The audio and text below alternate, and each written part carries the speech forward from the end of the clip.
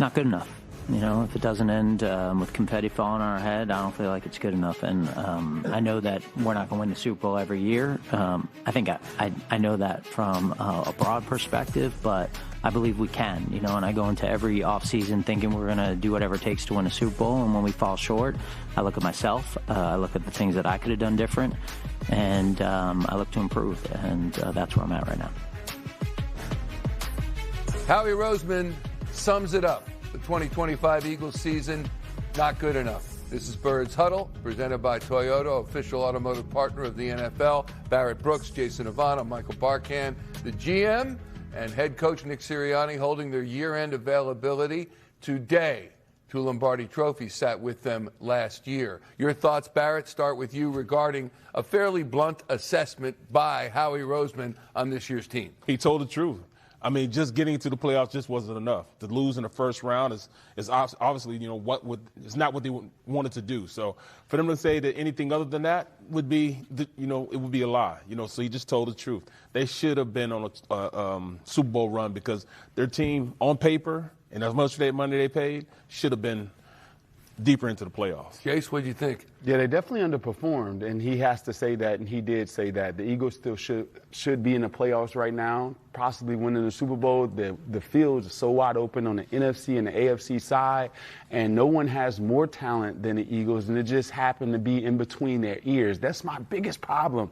Had nothing to do with their physical ability. It had to do with their mindset, and that's what you saw. Ooh, that's damning to say right there. Yeah, the mindset and not being strong enough mentally to take it to another level. That's terrible. And part of that is job one this offseason, finding a replacement for recently fired offensive coordinator Kevin Petullo. Ashlyn Sullivan has more in Fresh Bites, presented by Acme. A couple of takeaways from this press conference with Nick Sirianni and Howie Roseman as they look for a new offensive coordinator. Number one, this OC has to evolve on offense. They want new ideas. They want to be creative. That was crystal clear. Number two, they are very much in win now mode with this team. This offensive coordinator has to come in and bring winning success to Philadelphia. I think it's important that we continue to evolve as an offense and that we, go out and do what's best for this football team. I love Kevin and everything that he has provided to this coaching staff for his 5 years here. Big reason why we've won a lot of football games. But at this particular point, I just felt like that's what I needed to do to be the best thing for the football team. 2 of the past 4 Eagles offensive coordinators have gone on to become head coaches in the NFL with Shane Steichen and Kellen Moore. Would Howie Roseman rather have a new OC who will stay a while to bring continuity? In reality, whatever leads to winning more football games is the plan. It's a great compliment when guys get head coaching jobs from here because it means we're having tremendous success. So, as much as you'd like to have continuity and like to have guys here for a long period of time, we want to win. We have an urgency to win right now. And if that comes with the ramifications that we lose good people because they've earned head coaching jobs, we'll live with that. Is this 2026 Eagles offense going to be the new offensive coordinators, or will it be Nick Sirianni's offense? What about Jalen Hurts' offense? That is still a wait-and-see situation. This year, obviously, I got involved more in the offense as the end of the season came, but because that's what I needed to do as the head football coach there.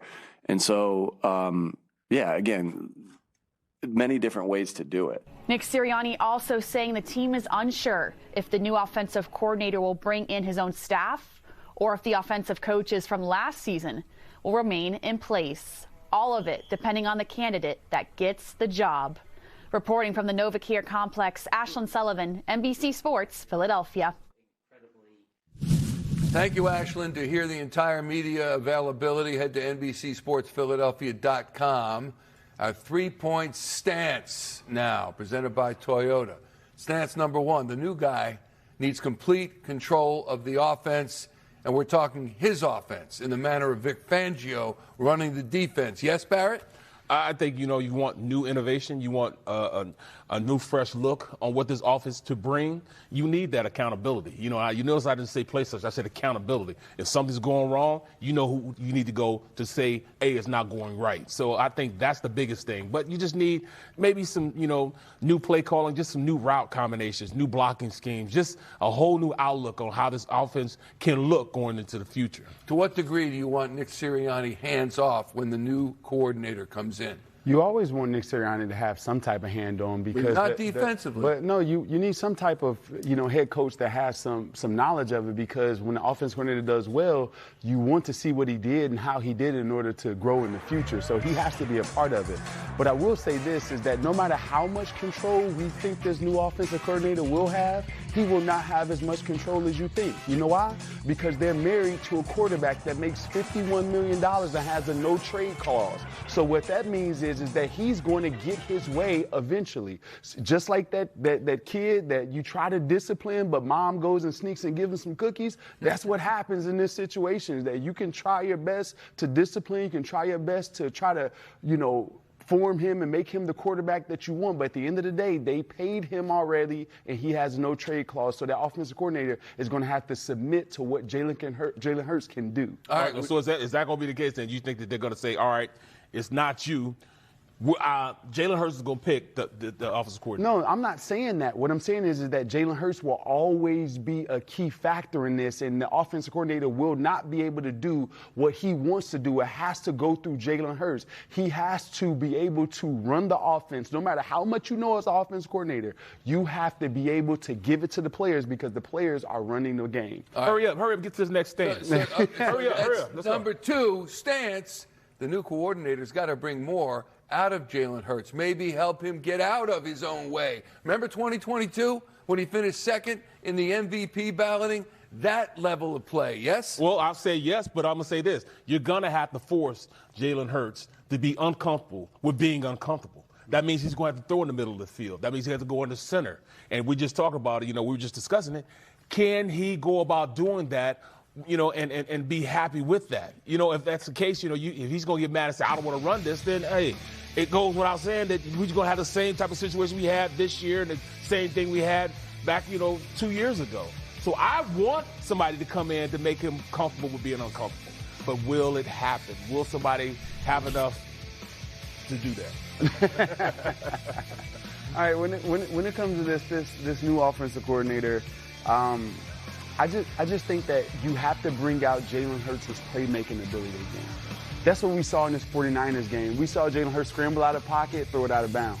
What happened to, trying to manipulate the pocket, get up in the inside, go approach the line of scrimmage and then make a play down the field? We haven't seen that. We haven't seen him dynamic with his legs consistently for some time now. We need that aspect. Yes, throwing over the middle of the field, that's one of the things, being under center. But I want to see him read defenses, get the ball out. In that game on that last drive, out of the 10 plays in the last drive, 8 out of the 10 were cover 4, and we didn't beat that. That's easy. That's fish in the barrel. Yeah. Fish in the barrel. Just throw it to the open guy. It's a blanket coverage. It was basic defense. You said that. Terrible defense by Robert Saleh.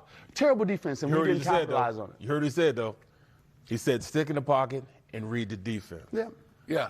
But also, he's at the point now, speaking of make plays, and I heard Nick Foles say this on his podcast, that every quarterback's got to have a handful of plays in their back pocket that he says, in crunch time, I want to run these now. They make me comfortable. And that's the maturation of quarterbacks these days. You look at quarterbacks. You look at Randall Cunningham did the same thing. Mike Vick did the same thing, where they go from being a run-around quarterback, a dual-threat quarterback, into being a drop-back quarterback. They feel as though they have to do that to show everybody that they can do that.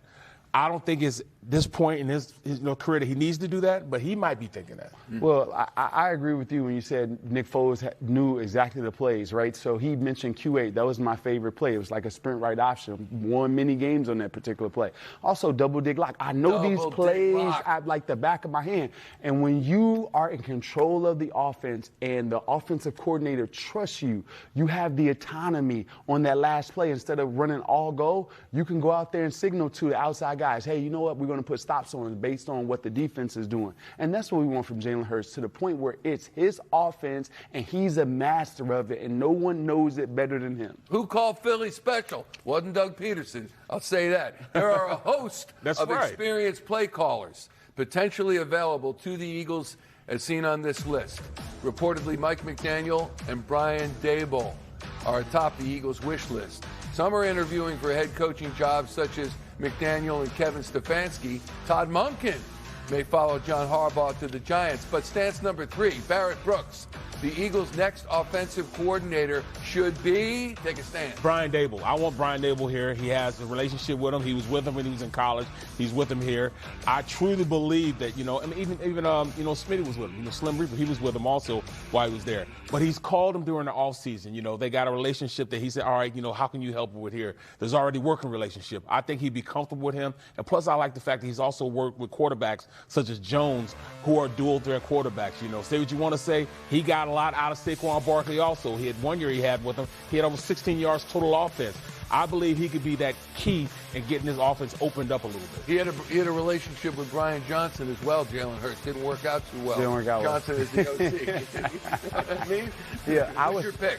My pick would be, and he may go to the Giants, but my pick would be Todd Monken. The reason it'll be Todd Monken is because you've seen what he was able to do with Lamar Jackson. He has a heavy run system that's going to help Jalen out. We will be more effective in a play-action pass, and he's going to use the tight end. So that means that if you want to sign Dallas Goedert with a guy like Monken, you can have Goedert and Calcaterra being featured, and then you only need one receiver. And you don't have to worry about the stuff that's going on with A.J. Brown, because in Monken's offense, only one receiver is going to be featured. Yeah. So with that being said, that Zay Flowers can be Devontae Smith, and you don't have to worry about any headaches. And also, he's one of those guys that he gets along with his players, and he's an older type of guy. He don't want to be a head coach. Yeah. He'll want to stay where he's at. I wish. I'm just hoping that it doesn't happen, but it may. Monken's 60 years old. He's not as old as me, but he's getting there. Could this be the last time we see A.J. Brown in an Eagles uniform? 2 Pro Bowl seasons and a Lombardi, and 4 total seasons with the Birds.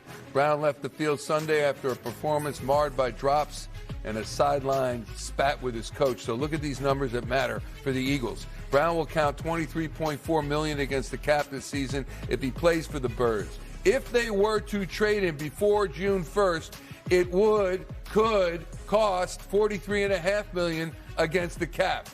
If they waited until after June 1st to make a trade, that cap hit would get split over the 26 and 27 season. So, all that added up, how realistic is a trade? Howie Roseman's asked about the future of a star wide receiver this afternoon.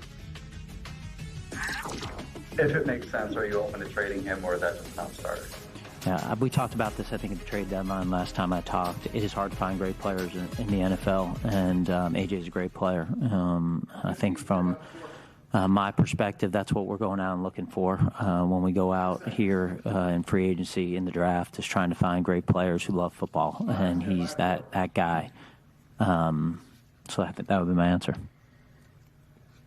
So given what Howie Roseman said and the contract factors, we're asking this poll question. Will A.J. Brown be back with the Eagles next season, yes or no? Scan the QR code on your screen to vote. Barrett, you think he's back, yes or no? Yeah, he's back. There's no need right now to even talk about that. He will be back. $43 million is too much to be trying to have a dead cap hit.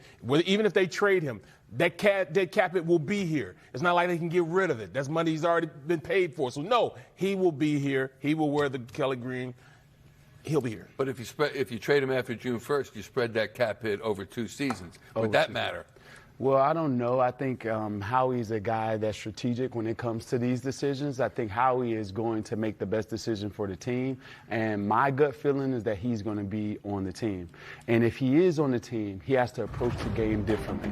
It is not about A.J. Brown, and it can't be about him over the team. And Nick Sirianni has to make that clear with A.J. Brown beforehand, because everyone is looking at Nick Sirianni, seeing if they can straddle that line, if they can get away with some stuff. If they scream loud enough, will you appease me too? And you cannot coach football games like that. So when you have a volatile player, a player that can cause discord, a manufacturer of discord, You got to reel that in now, or he's going to continue to hurt your seasons going forward. What is it with you wide receivers, man? You got to be Prima donnas. fed, catered to. Hey, listen. Come on, man. When you're pretty, you make a lot of money. Sometimes this stuff happens.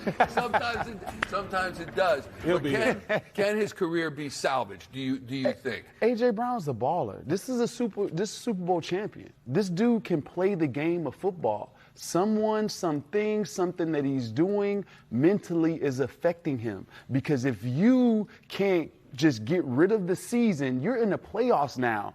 If you're going to strive hard and there's no tomorrow, I'm going hard in that game as hard as I can. I don't think he did that.